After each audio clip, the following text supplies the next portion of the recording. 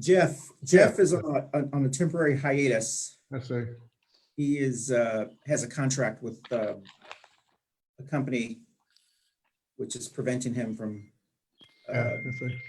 Oh, doing things shoot. outside of what he normally does. All Are right, we good. out yet? Let me go get my buttons. I forgot my button. Ah, That's fine.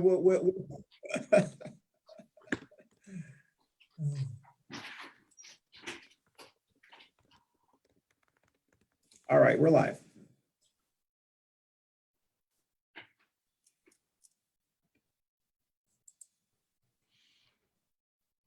Alexa, play Pandora. Mariachi Radio from Pandora.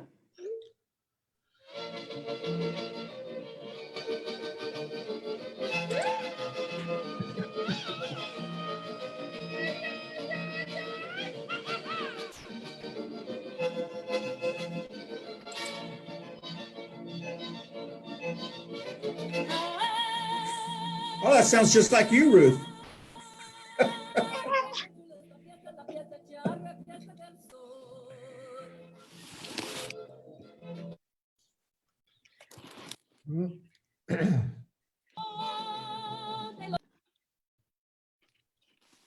you can't mute yourself.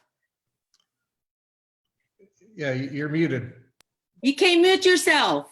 Oh, sorry. Just don't talk Okay. while the music is playing. Exactly. Good morning, everyone. Good morning. Good morning. How's everybody Good morning, doing? Chicago. Great.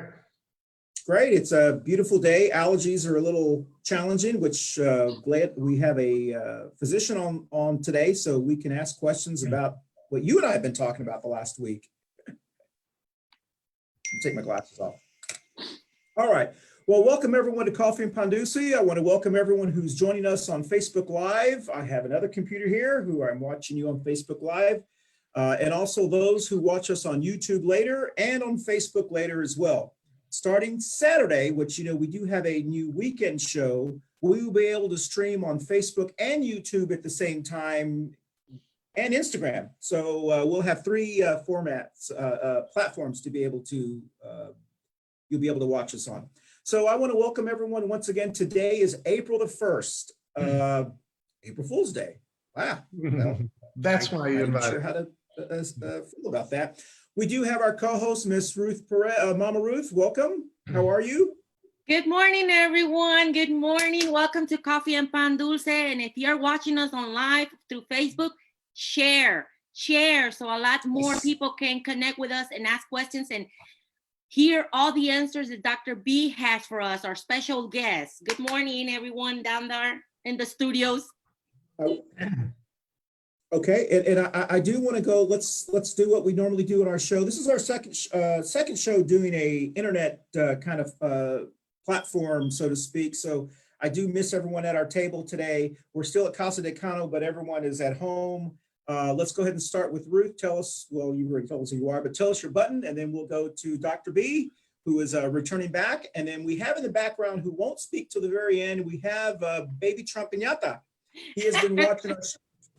He has been watching our show, and once again, he has a Medicare for All button. He has a Moms Demand Action button, and he's passing out Cynthia Walls for Congress palm cards. So I just thought I'd throw that in there. So, Mama Ruth, why don't you go ahead and talk and introduce Dr. B for us so I can share us on this computer here. All right. Well, good morning. My name is Ruth Perez. Like everybody knows, I'm a community advocate. Today, I'm wearing my button, Medicare for All.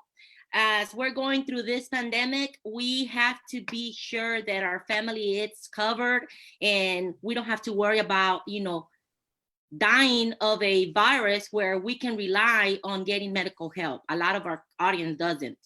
But for that moment, I was gonna get my gun sense, but I couldn't find it, or Moms on Demands button, because I read a note yesterday about our amendment number 2, and that's not an essential for me, and I don't agree with it. But anyways, we'll talk about it later on.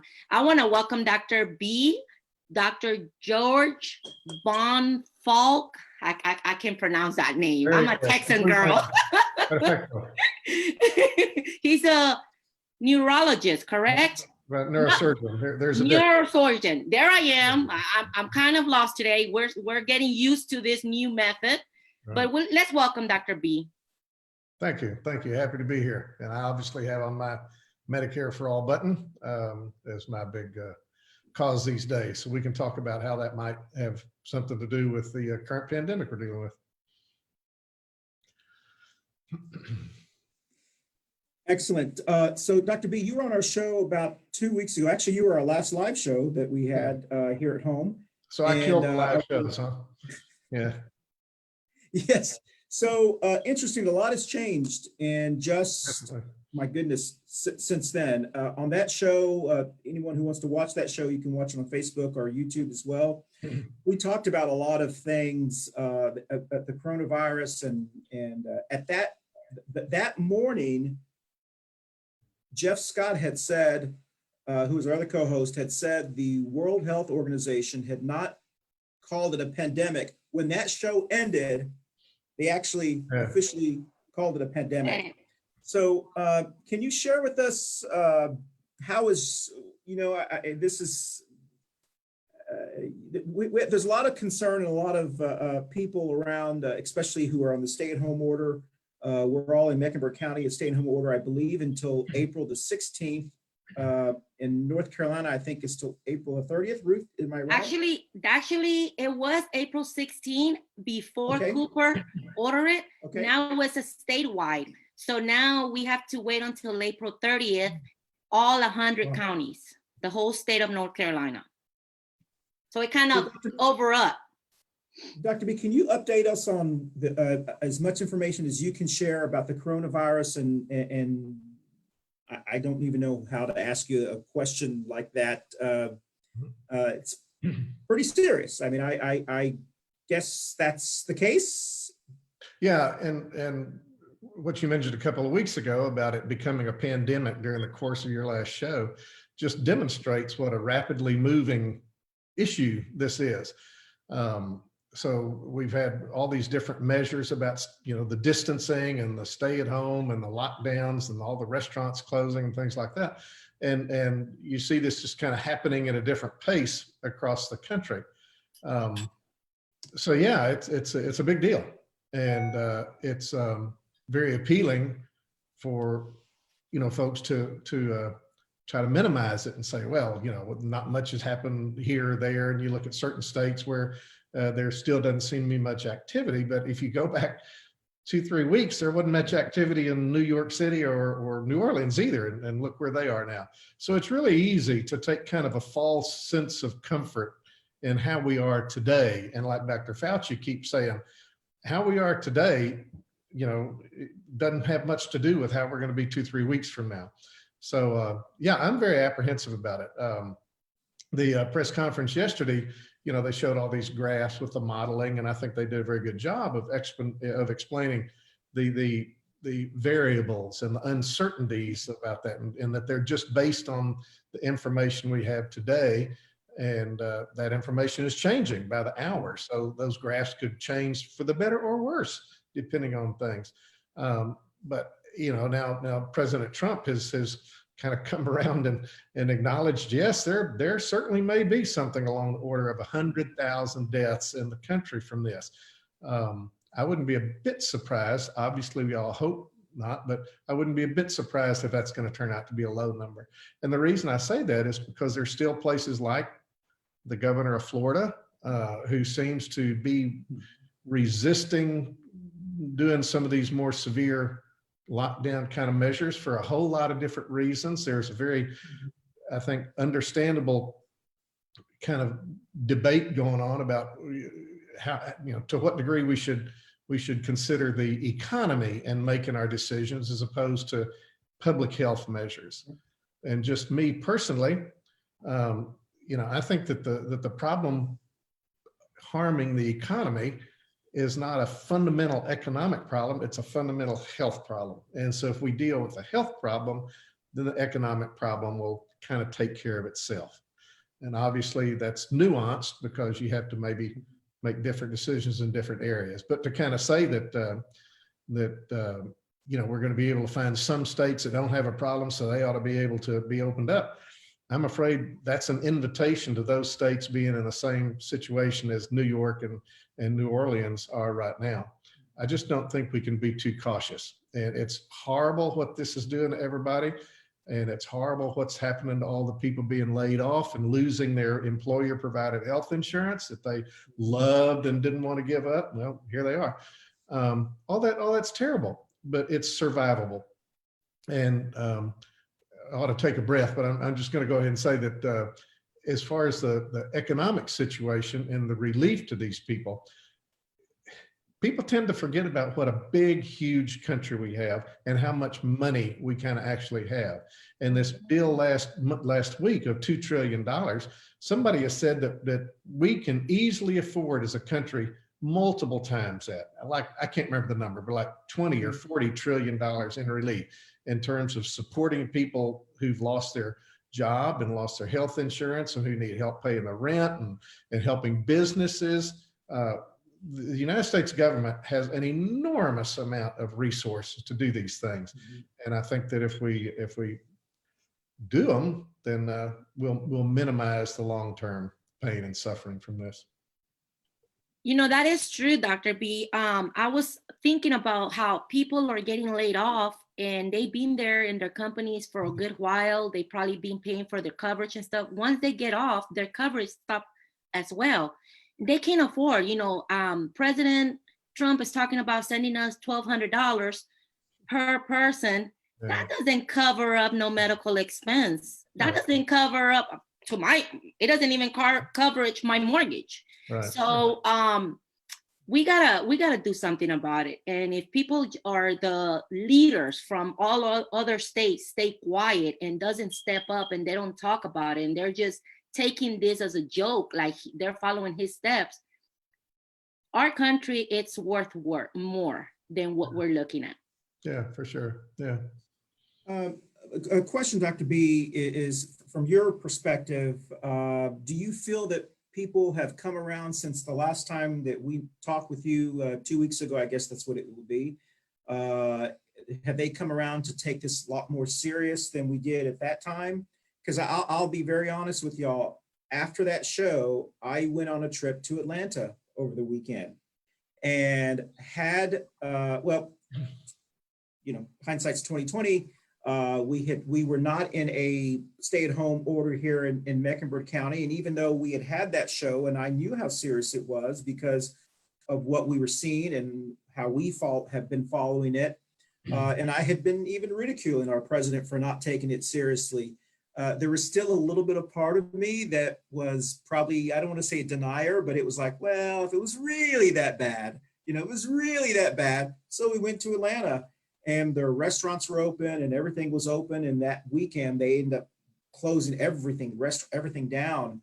And as a result of that, I have been kind of self-quarantining myself, have not visited our family members who are, we feel that we could expose them to. But anyway, do you think that things have changed very much since then? What's your feeling? Definitely. I mean, we've all been seeing a lot of graphs lately, and I suppose it'd be kind of fun to see a graph of how many people, over time really take this seriously. I think it's probably going up, as are the number of cases, kind of mirroring it. But what that also shows is that there's still some people that aren't taking it seriously. And there was something in the Observer about this past weekend, people still going out to Freedom Park and being together in groups of 8 and 10 and 12. And of course, on the national news, you'll see pictures of people doing these pickup basketball games and kids playing together. I don't know. I mean, it's tough. It's definitely tough. And more people are taking it seriously, but not everyone.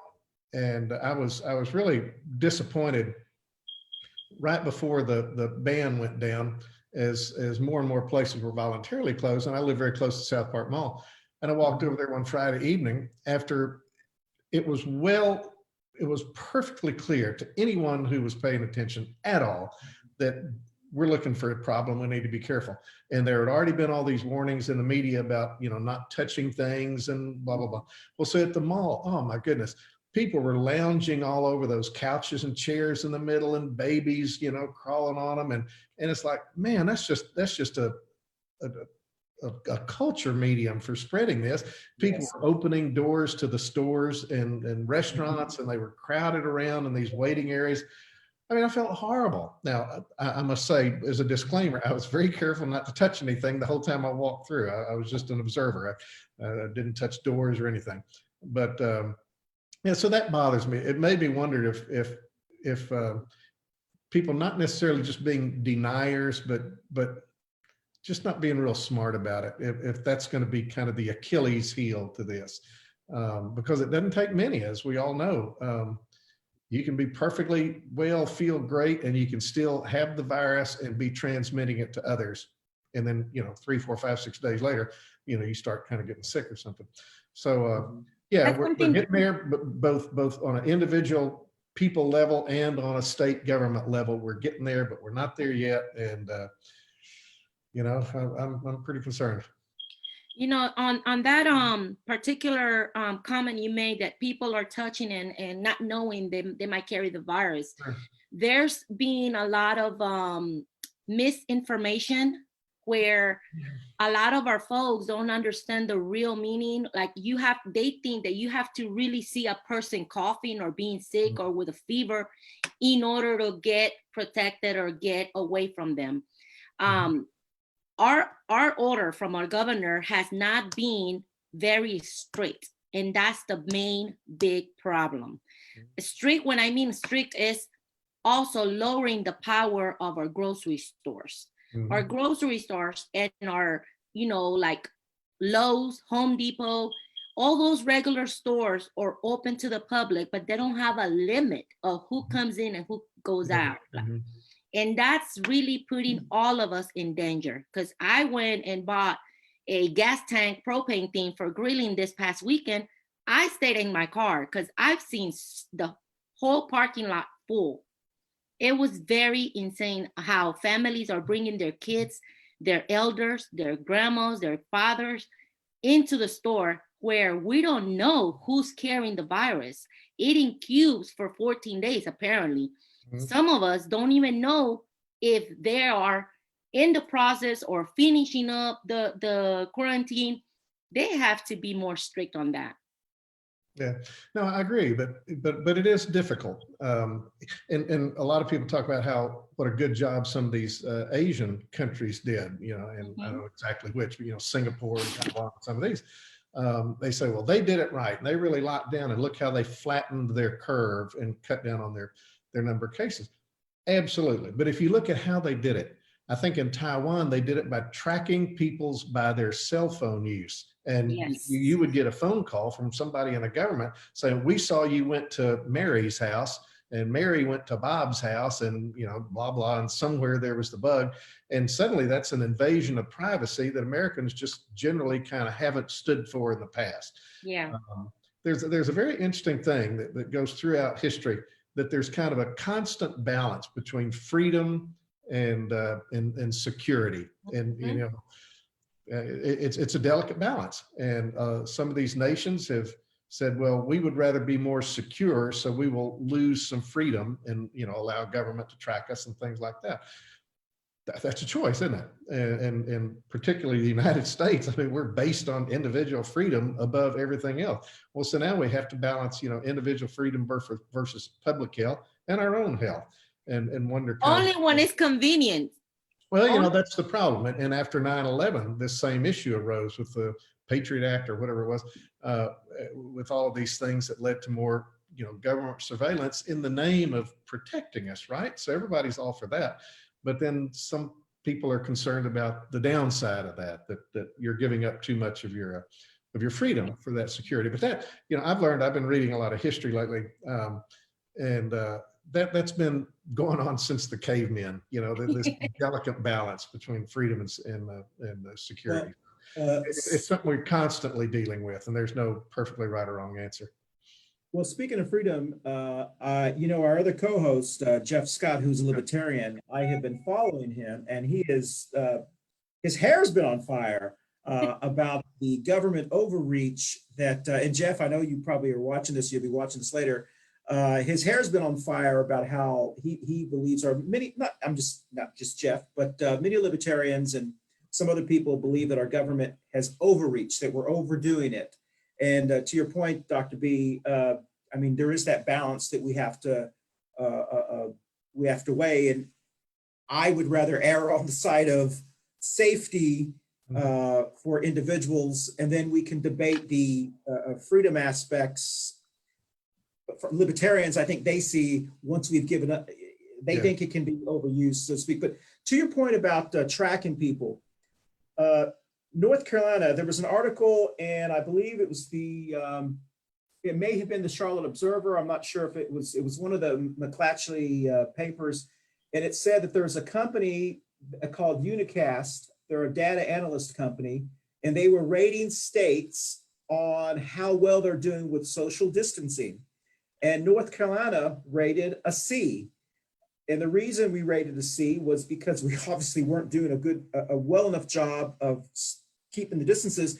And it says they do this by cell phone GPS data, that they can see by cell phone GPS data how many people are close to each other. So to your point about some of the other countries and what they've done, obviously, even without this, people can track and determine where we're doing, but apparently we are not doing well. And that should be concerning to all of us, that, you know, we're obviously not doing that, doing very well with that. A question I have for you is, there was I don't know if it was a Facebook posting, it was originally an Instagram posting. And there was a chiropractor from California, I believe, who posted on Instagram. I don't know if it was last week, but it must have been recently. And he has 2.2 million views.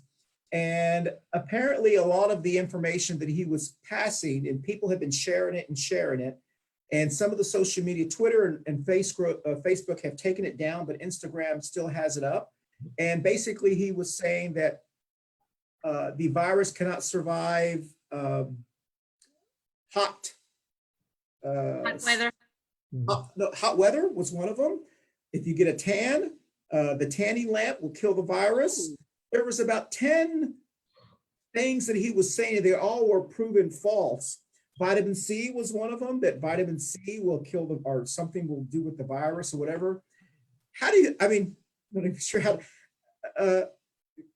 those are things that we should be concerned about, I would guess, because I did not see that, but I know that there are a lot of people who share information that sometimes it's not always, that we have to fact check immediately. So, do you have any Just thoughts? my stupidity. Well, there's a lot of that going around, isn't there? Yeah.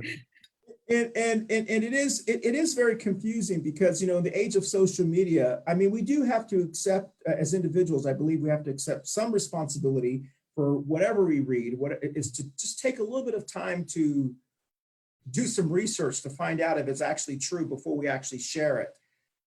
Because there are people who may not be as social media savvy, who would just see it and just immediately believe it. So do you have any suggestions that you want to add since our last show? I mean, I know we talked about, you know, all of this. This is my last bottle, by the way. Oh, So no. You better use it sparingly. And I have all the little bottles in the car, and I've been refilling them, and that's my last one. So any information you want to share with us? Well, again, you know, that kind of snake oil stuff has been going on since the beginning of time as well. And another great little quote that I got from some of my history reading is that myth is free, science is dear. Yes. And which basically kind of says that, you know, it's easy to believe all these things that you kind of hear that are simplistic solutions, that you take comfort in those. Oh, all I have to do is gargle every 15 minutes and that'll wash the virus away, or you know, go lie out in the sun or something. That's easy, it's free. And it provides all this hope, although most of the time it's false hope. And that the real things we have to do, the science part, is this inconvenient getting together like we're doing right now, and staying inside and not going to restaurants and having these terrible effects on the economy. So that's the dear part. It's very difficult, it's painful. But that's the way to go. We found, over the years with every kind of disease and epidemic and pandemic, there are all these simplistic solutions for it. So there's never going to be a solution for that. There's always going to be people putting that type of information out there for whatever reason. And, some people are still going to believe it. People want to believe, given a choice between good news and bad news, people are going to gravitate towards the good news, aren't they? That's just natural. So I don't see that there's any sure cure for that. You can wear yourself out, kind of swatting down all these things. I don't know. New York, I don't know if y'all read about it, what they're doing also to stop or kind of flatten the curve. It's they're closing their border from New Jersey to New York.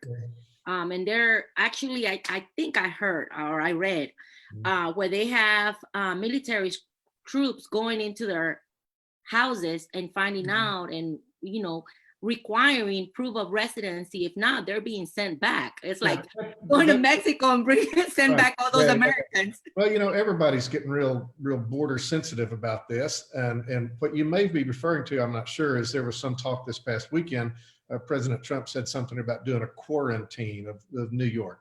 And that may be it. And then I think they decided that was just going to be impossible to do. And if you think about, all the people that live in Connecticut and New Jersey and these other states, I mean, you shouldn't look at that area as different states. You should look at it as one metropolitan area. And if you track the cases, it's not affecting any state borders, and it can't really. So I think that type of state borders is going to be difficult. Obviously, people in Louisiana are discouraging folks from coming into the state and discouraging people from leaving. But I mean, short of martial law, I think it's really going to be impractical to try to rigidly enforce something like that. Yeah. So we'll see these different attempts, and there was something on the news this weekend about some level of authority going in, like you say, knocking on people's doors and stopping people if their license plate showed they were from New York or something like that. I think more now it's still at the strong suggestion and encouragement phase. I don't think they're locking people up or anything like that. And again, wouldn't that pretty soon become counterproductive? So it's a really delicate balance and requires a whole lot of general public understanding and acceptance that, we got to hunker down here.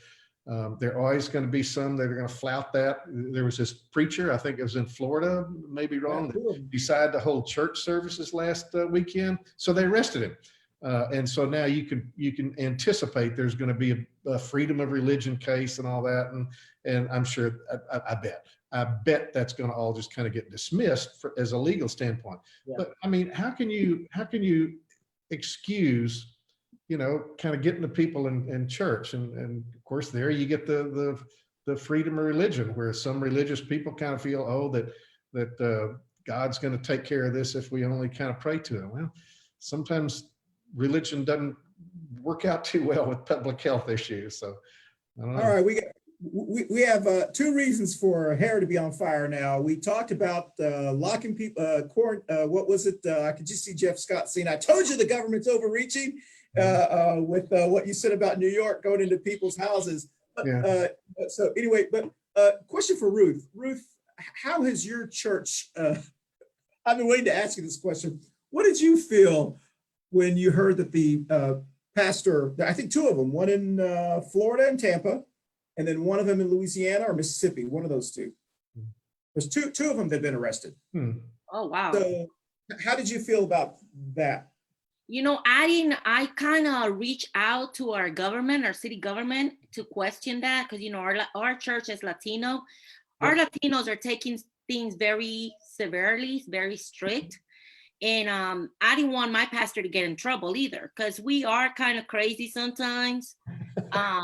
But we try to go by the book as well, and making sure that, okay, we are a church of 120 or 150 people, but we decided to take turns. Like last night we had a prayer night, and my pastor knows that only 10 people are allowed, and that's it. And they got to be spread out. So we are following the guidelines and making sure that whoever comes in hasn't been feeling sick, has not been, exposed, and they're not, gathered. Like one of them is taking video because we're doing live prayers. The other one's doing the audio. The other one is helping in the microphone. We're all spread out so that way we can also be a role model and show. Pastor Rusty was also on prayer night last night. It's not that we're going to stop having service or worship the Lord. The Lord's everywhere. It doesn't matter. You don't have to go to a physical building to be able to pray. Just the way we're reaching out to our community, that's the same way church should be. I don't agree with pastors that are breaking the law, because if you're not following the earthly, orders, what makes you think that I'm going to be a follower of you if you're not obeying what the men in possession in our country is saying? So it's very controversial in the religion side, because, we have a freedom.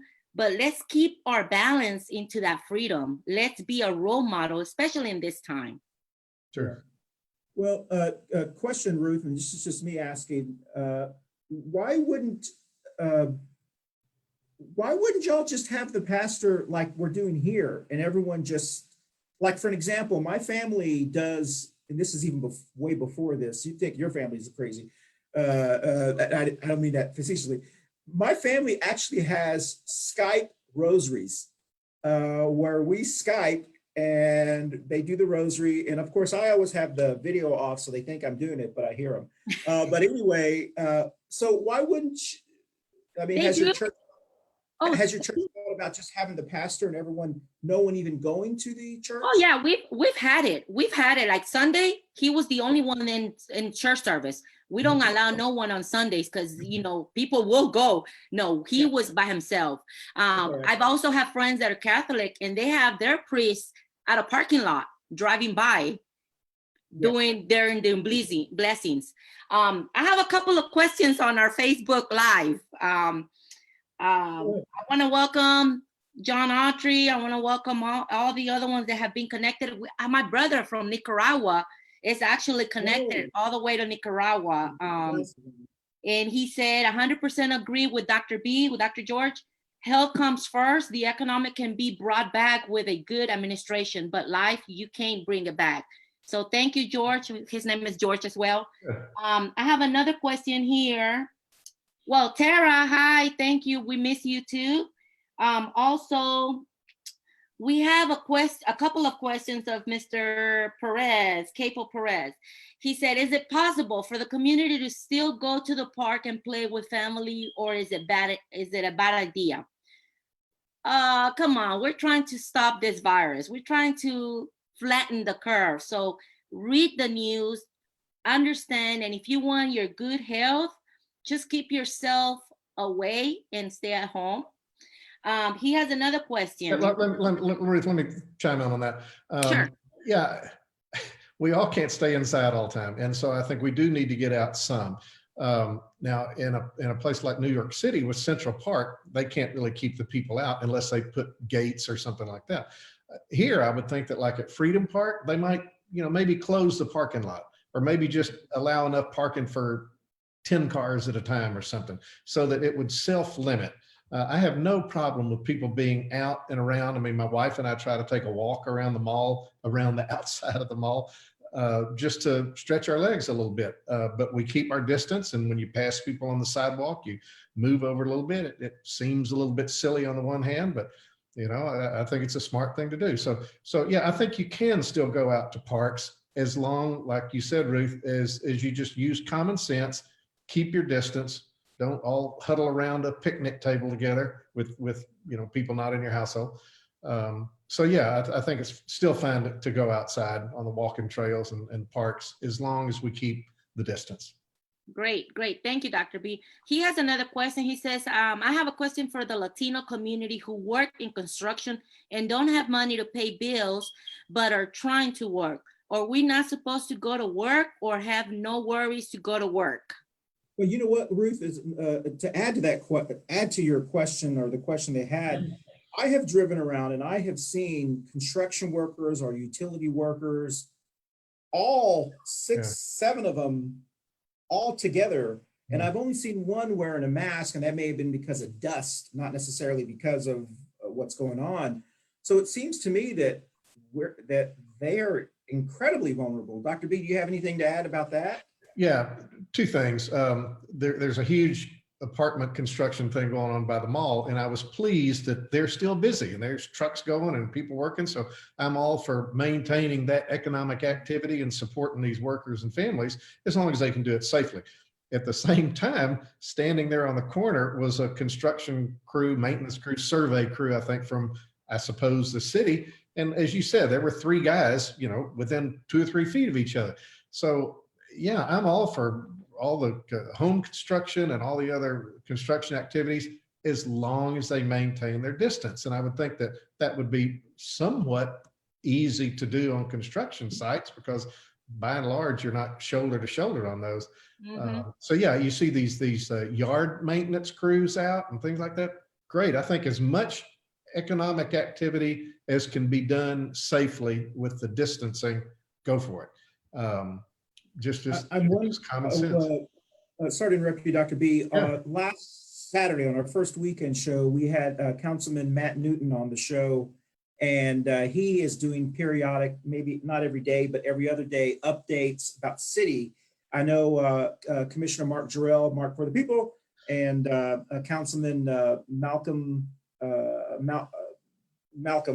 forgot his last name. Anyway, they had a kind of informative show. And I think this may be one of the questions that we need to pose to them. Is there something that the city needs to do to remind those companies that are open, like the construction industries that are busy, to protect?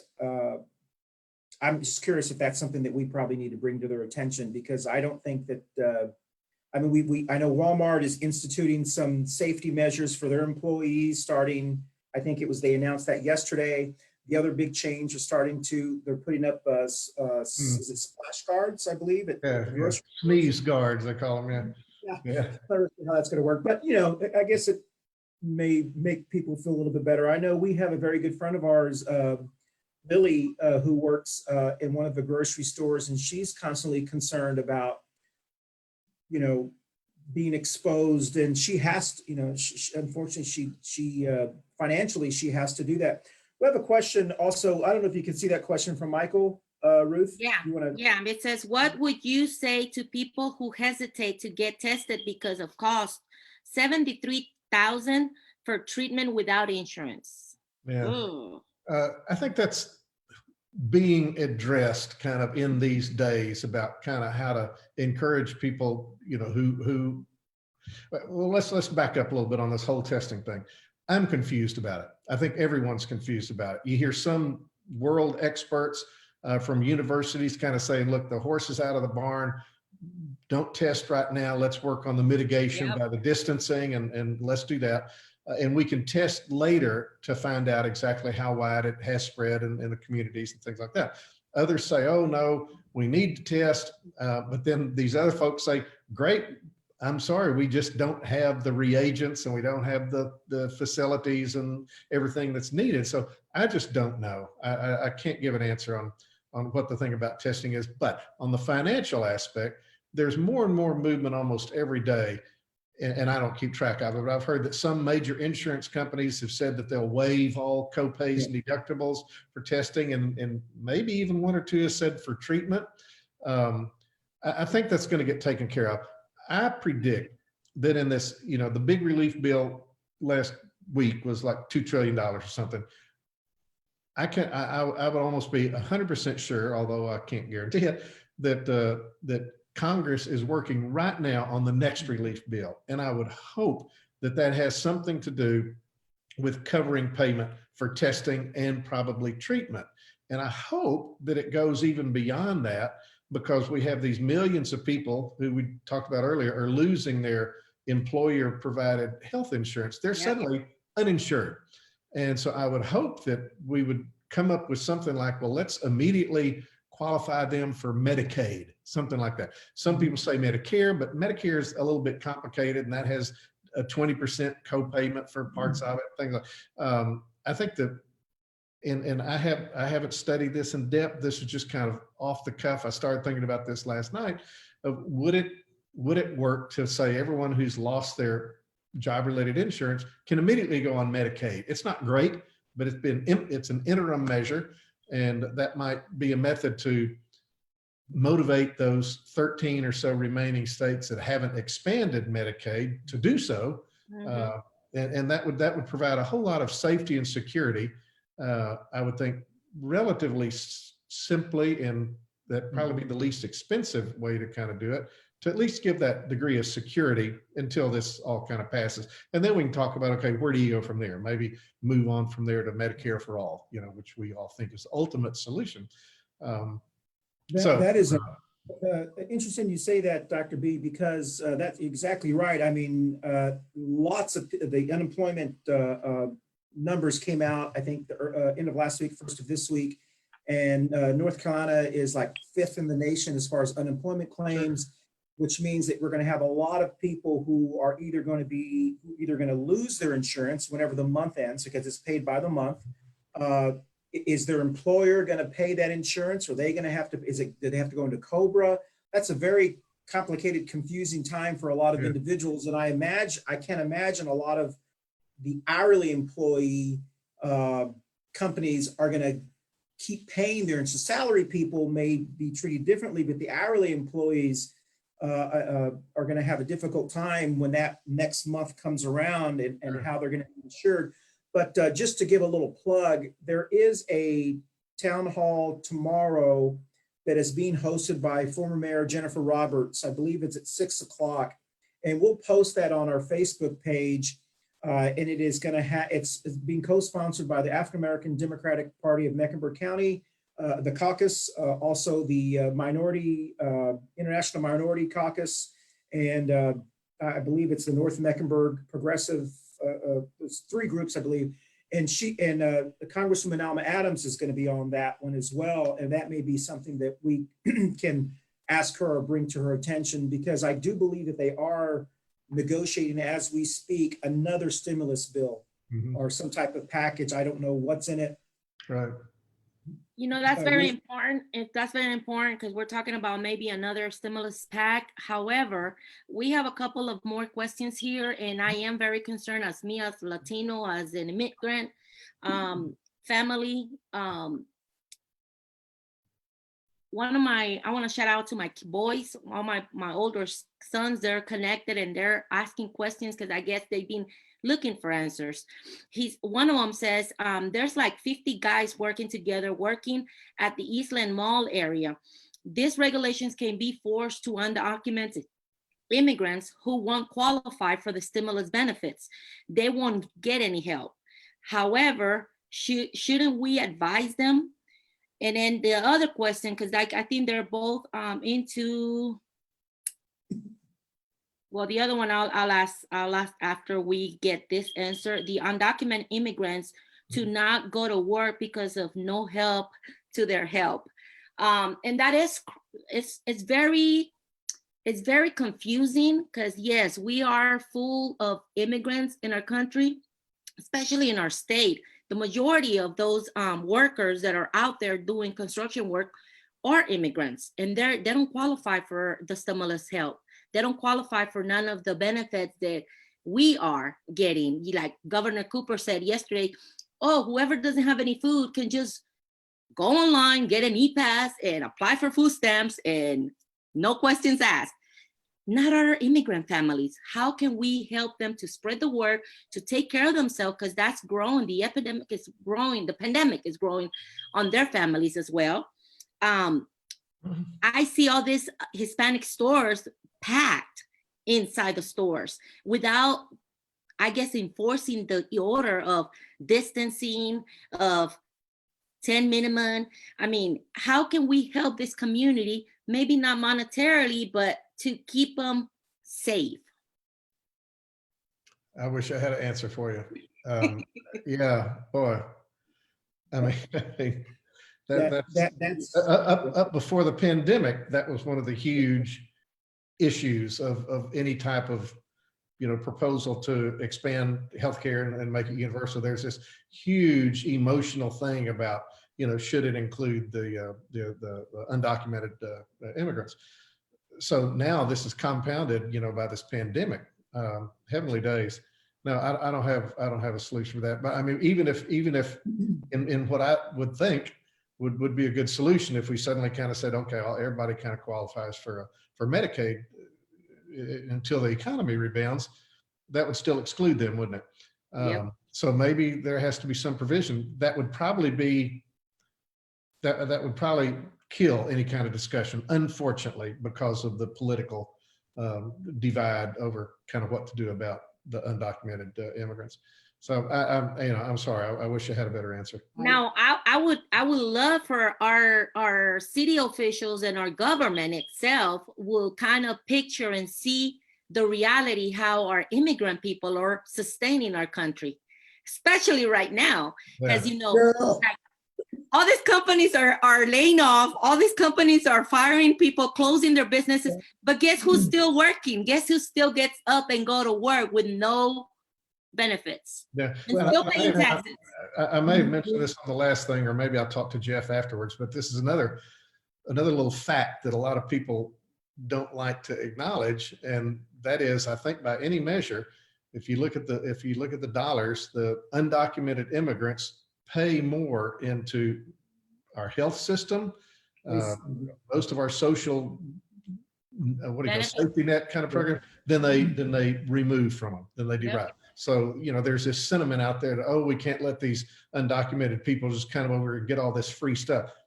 Yep. It seems that they're already paying for it, because even if they have a fake Social Security number, their part of their payroll is going into that, and they pay all the sales taxes and gasoline taxes. And so it seems that they're paying for it already, and yep. They're just not getting it. And that's a very complicated political, emotional kind of a issue. Yeah, I mean, Ruth, we've done many shows about things like this, and the sad reality is that there are many people, even people within our Latinx community, who believe that we need to take care of Americans first. We need to take care of us first. That mentality. Baby Trump is probably over there. His hair's on fire when you mention. So, but I do want to say, because we are getting down to the hour that we've been on, we started just a little late. I would be remiss if I did not remind people that we are sponsored by Manolo's Bakery. Manolo's Bakery on Central Avenue. Please make sure that you get your pan dulce, your tres leche cakes, and you don't even have to go there now. They do have delivery now, and they have delivery meals for a family from 6 to 8. It's only $40. It's a great deal. Monday, Tuesday, Wednesday, Thursday, Friday is a different meal. I ordered today's. I'll be getting mine. I think it's hot wings, and I don't know, it's something really good.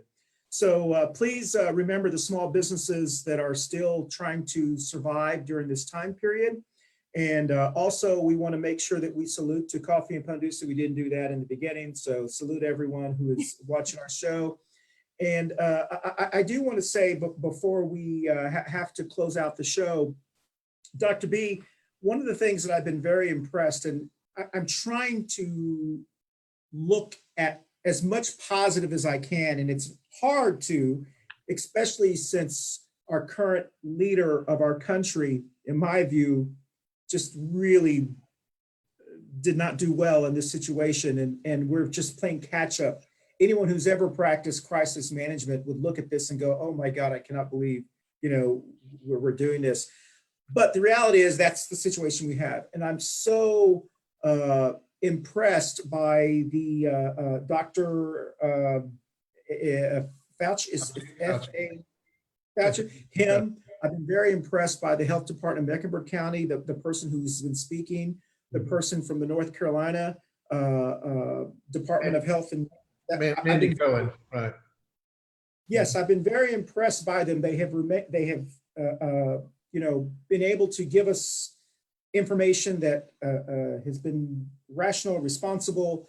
And I will say that if there is any silver lining to this, which unfortunately it's hard to think of silver lining when people's with the lives that are being impacted by this, I do hope that we embrace science again. I know I have family members who have questioned after 9/11, started to question science, and some of it is mixed in with their religious beliefs and so forth. But I do believe that we've got to get back to, as a former Catholic, I'm Lutheran now, I'm Catholic light. We were able, and the Catholic Church is able to not only embrace our belief or their belief, and also believe science. And I just think that it's important that I hope we have people that understand the importance of, I'm not even sure what I'm trying to say. I'm trying to find some silver lining to this. Can someone help me? Well, again, throughout history, there's been this constant tension between science and religion. And oh my gosh, it's just like so many things, it just kind of goes in waves. So yeah, I think you very well may be right that that this is so undeniable kind of what it is and how it happens, and that it follows predictable courses, and that you have to do these certain difficult things or it's going to get you. So yeah, I hope people will be a little bit more open and receptive to people like Dr. Fauci and Dr. Mandy Cohen here in North Carolina. They are just some of the best voices in this. Yeah. Obviously, there's different opinions, and there's some epidemiologists and infectious disease experts at the different universities who disagree a little bit with Dr. Fauci. But it's so comforting to listen to him just give you the straight information, and you really believe that you can believe him, that he's using the best information he has and not sugarcoating it. And I hope people will become more receptive to that type of science-based voice in all manners of our lives going forward. Yeah. Well, I do know, and Ruth, and I know you have something to say. I do know that after 9/11, which was a huge event in many people's lives, it was even in my life, there was a time period where people joined the military, joined our professional military, and that became kind of like the profession that people went into. Now we need to thank our first responders, our scientists, our doctors, our nurses, even our working class people who are keeping us fed and so forth. We need to thank them for our service. And I've always said that people serve this country in many ways. Not everyone is meant to serve in the military. Some people service as a single parent. Some people service as a physician. Some people service as a pastor. Some people service as a teacher. Everyone Yes, everyone serves this country in the best way that they can, and they all should be valued at the same level as someone who decided to serve. So I'm hoping that we'll get a 20-year push like we did with 9/11 of people going into science, people going into those fields, because that's what I'm hoping happens. So Ruth, do you have anything to add before we? Yes, just good news for our before we close. We want to shout out to Jenny James Gunn. We miss you. Thank you for being connected. Jenny, we miss you. We do, girl. You gotta come back, and there's no excuse. You can do it from home now. I used your cup last week. Yes, I used it. I loved it. And also, this is not a question, but my son said they've heard that Restaurant Depot is opening up to the public since every other grocery stores are not having all the essentials.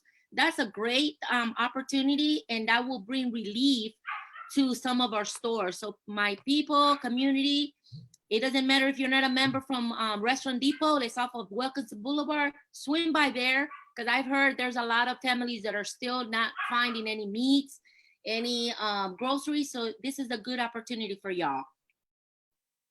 And I want to thank everyone for watching us. Once again, we forgot to pick out a constitutional quote of the week. So we're just pick your constitution up and read yours. If you don't have one, send me an instant message. I'll send you a free one. And also, I do want to say, if there's anyone who knows a family that is not able to get out, that is not able to buy groceries, or that maybe is in a hardship situation that may need some food or something, please send us a message, either Ruth or myself, so we can connect them with some people that can maybe help them. I know in my neighborhood, we have neighbors that are actually going grocery shopping for some of our senior neighbors, and they're also offering to make them food, our dinners and so forth. I love to cook, so I'm not sure how I could do that because I don't want to get next to them. But we do want to end the show by thanking everyone for watching us, and please share us. Don't forget, we'll have our new Saturday show, and we'll have more elected officials on Saturday as well. But we're going to end this. Is there anything else anyone wants to tell us before we end this? I just want to shout out to my county. I love Mecklenburg, but I gotta understand that I live in Union County, and we are flattening our curve. We've got great news where we have not had any incidents in the last 24 hours. So we are making a big change. We're trying to keep ourselves at home. I'm not saying don't go outside and play. I still play outside in my backyard. I still grill in the backyard, but I'm trying to stay with my 9 people in my house. I don't want to go over 10, and we're still doing good. Thank you, Jenny. She's telling us that a lot of our Latino stores have plenty of supplies too here in Monroe, and that is true. We just got to keep ourselves safe. And then she says you can shop on Amazon or Postmates, and they can deliver supplies, especially groceries too, and alcohol too. Thank you, Jenny, for keeping us posted on that. I know my son does that. He orders his groceries from Amazon, and they come and drop them off. So that's a great opportunity. Excellent. And Dr. B, before you end, I just want to ask a quick question. I know we don't have a lot of time, but I forgot to ask this earlier. Is it possible that the numbers in many of our counties in North and other states may be low because they just don't have the tests, or that they, I know that, I mean, that's a short answer. And Ruth, when you talk about, you haven't had new cases, have you had any testing? And that's the dilemma, because if you do more testing, you find more cases. If we don't do testing, we're going to say, oh, look, no new cases. I tend to follow, you need to, the authorities, not us. Yeah. The number I look at is the number of deaths, because you can't argue about that. I do that too. Testing. That's the number that I'm keeping my eye on, because all of these others that show, oh gosh, this huge explosion of cases, that means there was an explosion of testing. And if you want, you can go, I'm sorry to cut you off, Dr. B, but you can go to corona.help. You can see a daily numbers around the world by country, and how the curve goes up and down and all that. Yeah, there's lots of information out there. Dr. B, do you have anything else to add before we end this show? Keep your distance, wash your hands, be careful, sit tight. This will pass. This will pass. Yes. Excellent. Well, once again, thank you everyone for joining us. We're going to sign off here. If our guest will stay on so we can do our little after video, since we're doing this virtually now. So once again, thank you everyone who's joining us on Facebook Live. I just want to tell people that we have, every show, we have 3 cameras. And I don't know if you've ever seen any of the other cameras, but we have one there, and some, I forgot. But anyway, if the other shows, you can always see what happens behind the scenes. And the last show we had, I forgot that the camera was on. We had 3,000 people watch that camera. And I realized why, because they realized I was dressed up here, but I had boxers on down here. And so I apologize. I had forgotten, but so we wanted to do a show about what people really look like below Zoom. That might, maybe we can lighten up and do something like that. Me, I'm professional halfway. I'm Jim, leggings, and then I'm a woman at home. I got my socks on. So, Dr. B, you don't have to lift. We want to keep your dignity, as Tara would tell us. All right. So thank you, everyone, for joining us. We're going to go ahead and sign out here, and then we will.